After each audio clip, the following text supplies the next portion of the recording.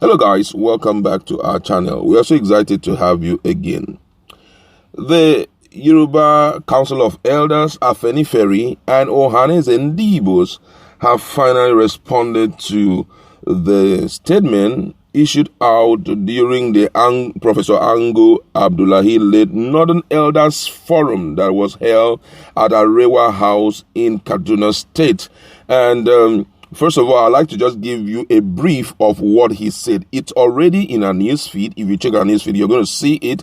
But then, for those who may not have the time to go through the newsfeed, just an idea so that we now look at what these other three bodies, talking about Hanes and Dibo, Afenifere, what their castigation was all about. Castigation for the statement he made was all about. Now, the first thing he told Nigerians was that there is nothing like ethnicity, tribe, or religion again for the Northerners when it comes to voting. That everyone must clearly show what they have in mind for the northern part of Nigeria before they can be voted into power. That it is no more business as usual. He also made Nigerians to understand that if you are interested in leading the country and you don't have a socio-economic development plan for their region, then you have to forget it because they cannot give you their votes. He made Nigerians to know that everyone who is currently leading, that they are watching you. Before you think of coming back in 2023, they have to review your performance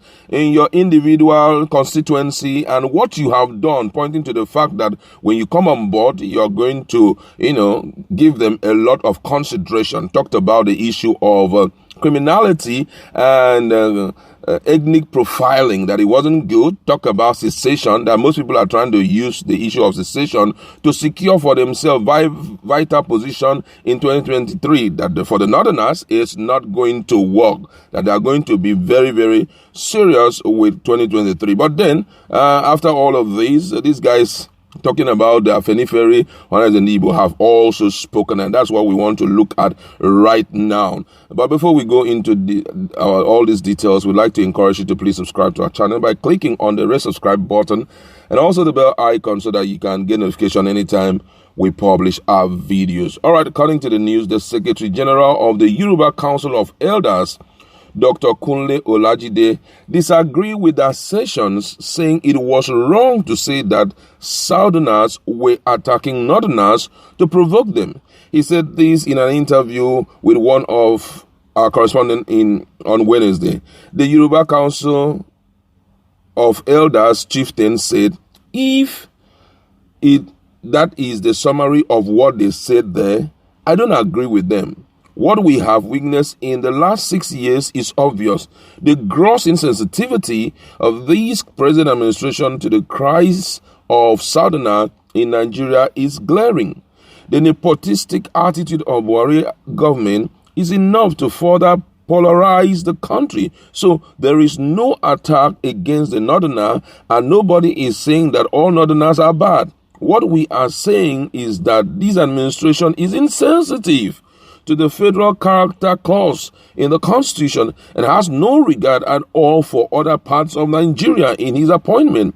Because of that, the country cannot move forward, and this is the result of the 1999 Constitution. The Ijaw Youth Council also faulted the claim by the Arewa Consultative Forum, and we are going to listen to what the Ijaw Youth Congress president had to say.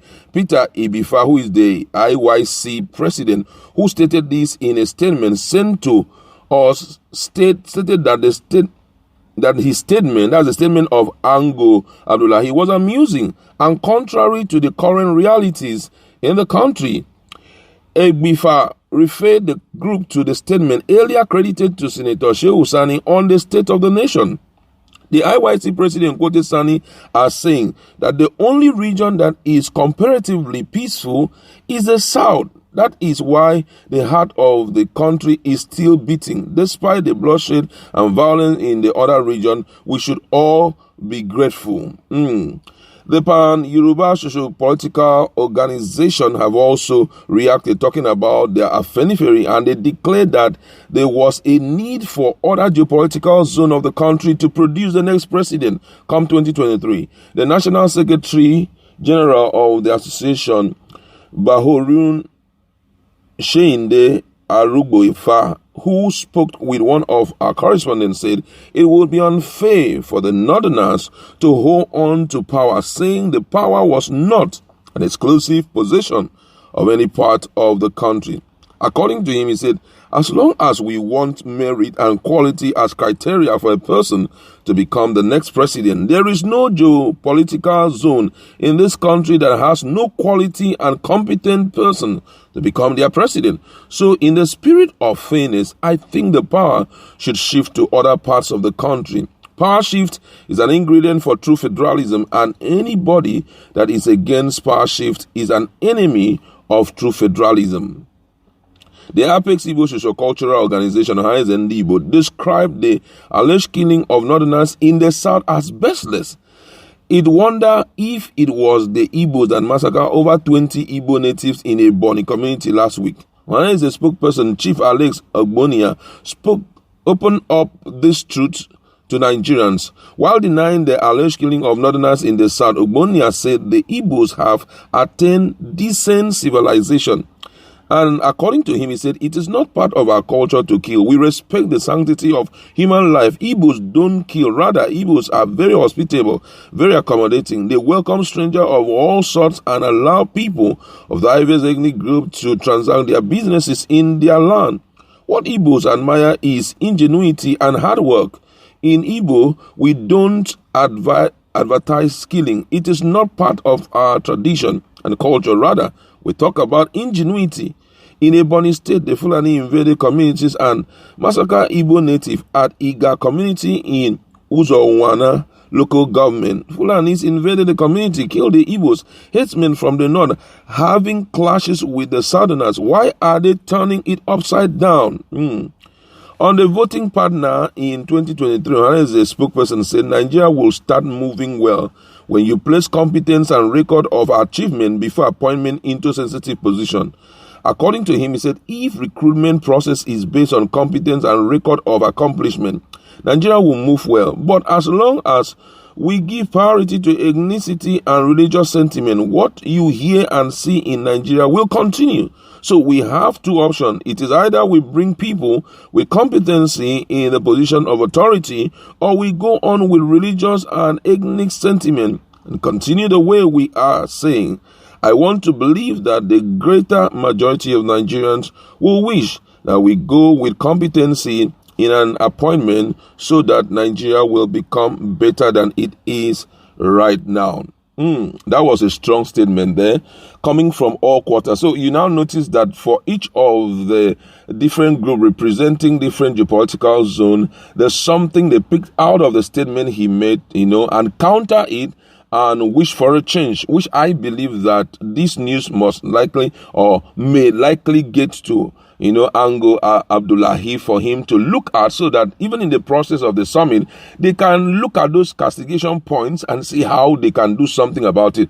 Whether you like it or not, every region in Nigeria have men who are of very high accomplishment in terms of their track record. They have great track record. They have accomplished a lot.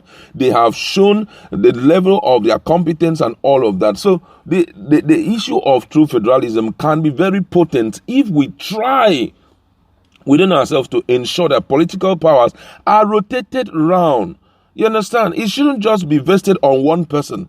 We have federal character principle in our constitution, where each of the key socio-economic groups needs to be represented, or the different zones, political zones, needs to be represented. The issue of just focusing on one particular place and saying that they're based in this area is absolutely wrong. Whether you talk about military or service people, we have competent people in Igbos who are coming from there, who are in that particular industry. You talk about leadership. Everywhere we have people who are competent in all the geopolitical zones. Let's look at that very well, so that at least we'll be able to showcase the true federalism that the Nigerian democracy represents, than for us always to, when it's time for politics, time for electioneering or elections, we get so focused on competence people in just one geopolitical zone. It's wrong. Look around and learn to give opportunity to other people, because their ingenuity and competence may also help us out of the current situation that we've found ourselves. I don't want to talk too much about all of this, but I want you to go to our comment section. Let's interact. What do you think about the statement of Ango and the responses that he has received from all these key geopolitical